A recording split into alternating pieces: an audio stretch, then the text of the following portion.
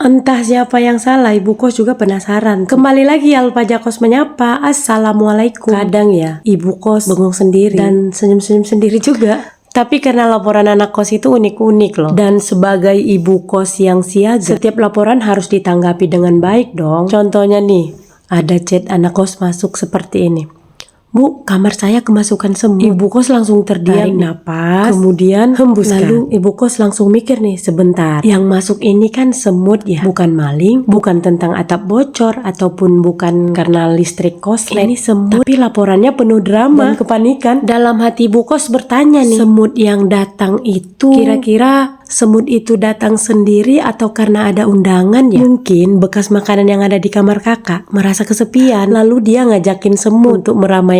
Karena setahu ibu kos, semut itu makhluk yang paling jujur. Dia nggak bakalan salah alamat. Dia datang kalau ada aja yang manis-manis. Dan biasanya yang manis itu bukan kenangan, tapi bungkus mie ataupun bekas minuman yang belum dikembalikan ke tong sampah. Tapi sebagai ibu kos yang siaga, tentu tidak boleh dong asal jawab nyentil seperti itu. Anak kos ini kan kebanyakan baru belajar mandiri. Biasanya kalau ada papa tinggal bilang ke mamanya ataupun ke papanya. Nah sekarang mamanya jauh, yang dekat itu ibu kos. Nah pastinya ibu kos harus siaga dong dengan keluh kesah mereka di kos. Jadi respon ibu kos, iya kak, coba deh kamarnya dibersihin dulu ya. Makanan jangan ditinggal terbuka. Nanti ibu bantu semprot bagian luarnya. Sambil tersenyum ibu kos menjaga perasaan kakak-kakak. Padahal dalam hati ibu kos itu merasa lucu. Mungkin kalau bungkus mie ataupun bekas minuman gak nginep, semut juga gak bakalan ikut daftar ngekos di kamarnya. Akhirnya ibu kos turun tangan, semprot sana, semprot sini, semprot sampai semutnya mikir 2 kali untuk datang lagi kembali ke kamar. Ya karena begitulah jadi ngurus kos itu bukan cuma soal bangunan, soal proses belajar mandiri. Semakin hari ibu kos semakin paham ngurus kos itu bukan cuma soal bangunan fisik. Kita juga harus paham bagaimana menghadapi berbagai macam karakter banyak orang. Terlebih menghadapi kakak-kakak yang lagi proses belajar mandiri. Terkadang masalah yang datang